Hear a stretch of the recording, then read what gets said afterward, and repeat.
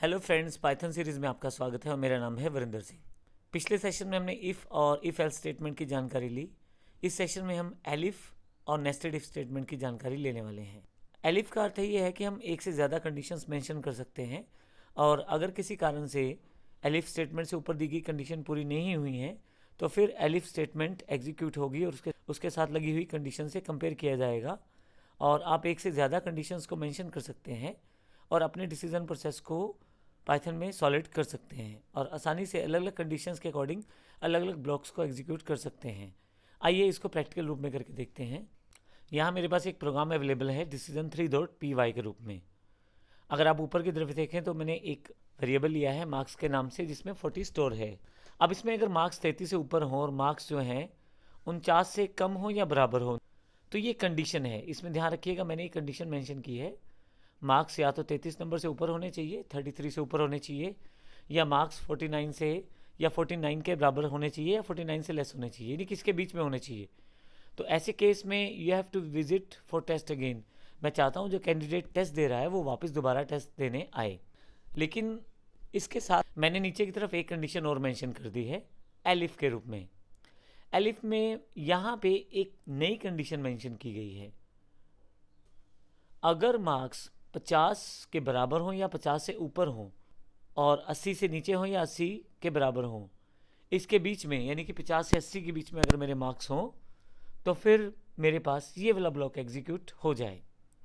अब यहाँ पे ध्यान रखिए, यहाँ पे मेरे पास पहला जो कंडीशन है वो 33 से लेकर 49 के बीच में है और दूसरा कंडीशन 50 से 80 के बीच में है। अब ये दोनों कंडीशन अलग अलग हैं। मेरे पास मार्क्स में अभी 40 स्टोर है। मैं अभी प्रोग्राम को सेव कर देता हूँ और इसे रन करता हूँ। यहाँ पे मैंने प्रोग्राम को रन किया है पाइथन decision3.py के रूप में। मैं एंटर कर देता हूँ तो यहाँ पे आउटपुट है you have to visit for test again. क्योंकि यहाँ पे 40 है और उसके अकॉर्डिंग ये इफ़ वाला ब्लॉक एग्जीक्यूट हो गया है, you have to visit for test again. क्योंकि 40 जो है 33 से 49 के बीच में यानी कि 33 से 49 के बीच में यहाँ पे आ रहा है। लेकिन अगर मैं यहाँ पे इस आउटपुट को बढ़ा दूँ, 55 कर देता हूँ और फाइल को सेव कर देता हूँ और फिर से एग्जीक्यूट करता हूँ इसको मैं, तो आउटपुट है you are selected for next phase. तो यहाँ पे एलिफ स्टेटमेंट एग्जीक्यूट हो गई है, यानी कि एलिफ ब्लॉक एग्जीक्यूट हो गया है। ध्यान रखिएगा, एक ही ब्लॉक एग्जीक्यूट हो रहा है, या तो इफ़ ब्लॉक एग्जीक्यूट हुआ है या एलिफ। इसका मतलब ये हुआ जो आपकी कंडीशन है उसके अकॉर्डिंग ब्लॉक एग्जीक्यूट होगा।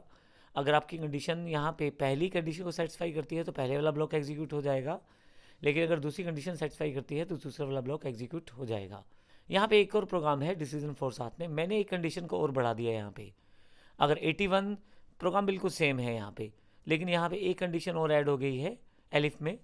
अगर आप मार्क्स 81 या 81 से ज़्यादा हैं और 100 के बीच में हैं तो यहाँ पे एक और ब्लॉक को ऐड कर दिया है, you need not to give any interview और सिलेक्टेड फॉर जॉब।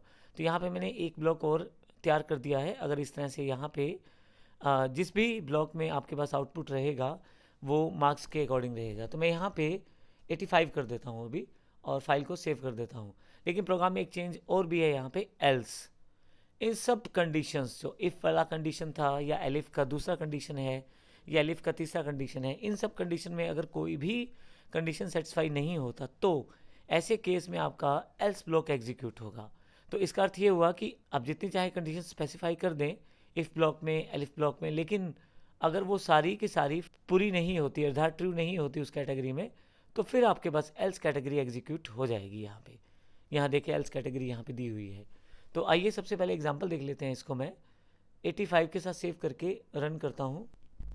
यहाँ पे मेरे पास decision4.py प्रोग्राम का नाम है। मैं इसे एंटर कर देता हूँ तो यहाँ पे देखें एग्जीक्यूट 85 था उसमें, तो लास्ट वाला जो सेगमेंट है एलिफ का 81 से लेके 100 के बीच में वो एग्जीक्यूट हो गया है। You need not to give any interview, you are selected for job. यहाँ तक क्लियर है। अब नेक्स्ट पार्ट करते हैं। मान लीजिए यहाँ पे मैं इनमें से किसी भी कंडीशन में नहीं आता। एग्जाम्पल मेरे पास यहाँ 10 नंबर हैं। अब मैं इसको एग्जीक्यूट कर देता हूँ, thanks for visiting, better luck for next time.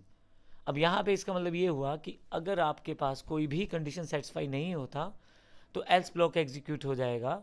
Else block उस केस में एग्जीक्यूट होगा अगर आपका इफ़ या एलिफ में दी गई कंडीशंस एग्जीक्यूट नहीं होती या वो कंडीशन पूरी नहीं होती, और ऐसे केस में एल्स ब्लॉक एग्जीक्यूट हो जाएगा। इसके साथ ही हमें एक सेक्शन और कवर करना है यहाँ पे। Nested if.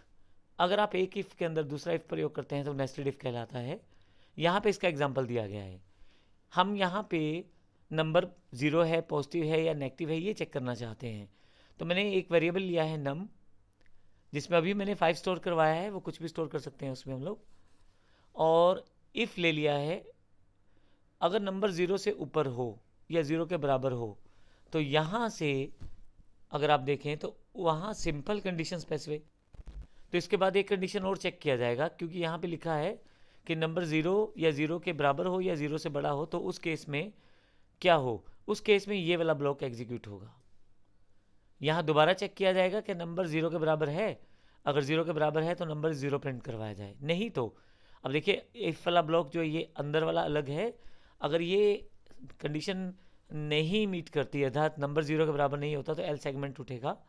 तो यहाँ पे दिया गया है नंबर पॉजिटिव नंबर है, क्योंकि नंबर या तो 0 से ऊपर होगा यहाँ पे, या 0 के बराबर होगा, क्योंकि तभी ये इफ ब्लॉक एग्जीक्यूट हुआ था, क्योंकि यहाँ पे लिखा हुआ था नंबर या तो 0 हो या 0 से बड़ा हो।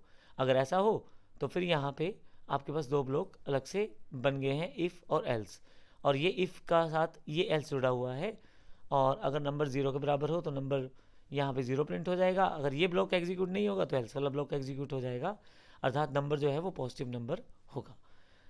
लेकिन अगर मान लीजिए ये वाला कंडीशन सेटिस्फाई नहीं होता, अगर नंबर यहाँ पे 0 के बराबर नहीं होता और 0 से बड़ा नहीं होता, तो ऐसे केस में एल्स ब्लॉक इस इफ़ के साथ जुड़ा हुआ है, ये एग्जीक्यूट हो जाएगा, जिसमें आउटपुट आ जाएगा कि ये प्रिंट नंबर जो है ये एक नेगेटिव नंबर है, क्योंकि अगर 0 से बड़ा नंबर या 0 के बराबर नंबर नहीं है तो वो नेगेटिव नंबर माना जाएगा, यानी कि नंबर माइनस में है।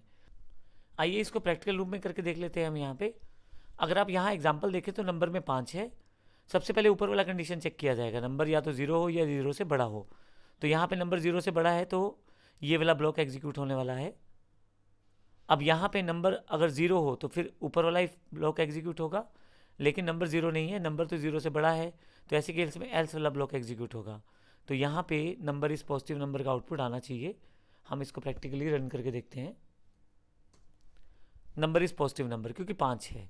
लेकिन अगर मैं यहाँ पे 0 कर देता हूँ तो ऐसे केस में 0 के बराबर या 0 से बड़ा होना चाहिए, तो पहले वाला जो स्टेटमेंट है वो एग्जीक्यूट हो जाएगा, यहाँ पे इफ ब्लॉक एग्जीक्यूट होगा। इसके साथ ही इस ब्लॉक में आपके पास आ जाएगा कंट्रोल। तो यहाँ पे इफ़ अगर नंबर 0 के बराबर हो, जो कि है इस वक्त, तो फिर इफ़ ब्लॉक एग्जीक्यूट हो जाएगा, यहाँ एल्स ब्लॉक एग्जीक्यूट नहीं होगा। मैं इसको रन करके देख लेता हूँ, क्योंकि मैंने ऊपर चेंज किया है नंबर इज़ 0, क्योंकि अब यहाँ पे नंबर 0 के बराबर है। लेकिन इसी तरह से अगर यहाँ पे मैं माइनस कर दूँ नंबर को, मैं -6 कर देता हूँ और फिर से इस ब्लॉक का एग्जीक्यूट करता हूँ और फिर से इस ब्लॉक का एग्जीक्यूट करता हूँ, नंबर इज नेगेटिव नंबर। क्यों? क्योंकि अब नंबर 0 के बराबर या 0 से बड़ा नहीं है और नंबर तो माइनस में है, तो ऐसे केस में ये पूरा का पूरा सेगमेंट एग्जीक्यूट नहीं होगा। अब उसके पश्चात होगा क्या कि एल्स वाला सेक्शन एग्जीक्यूट हो जाएगा। एल्स वाले सेक्शन में हमने नंबर नेगेटिव नंबर दिया हुआ है। तो इस तरह से हमने नेस्टेड इफ के साथ काफ़ी सारे डिसीजन को सेटअप किया है, और इस तरह से आप इफ़, एलिफ, एल्स और नेस्टेड इफ के साथ काफ़ी सारे डिसीजंस को वर्कआउट कर सकते हैं पाइथन में। धन्यवाद।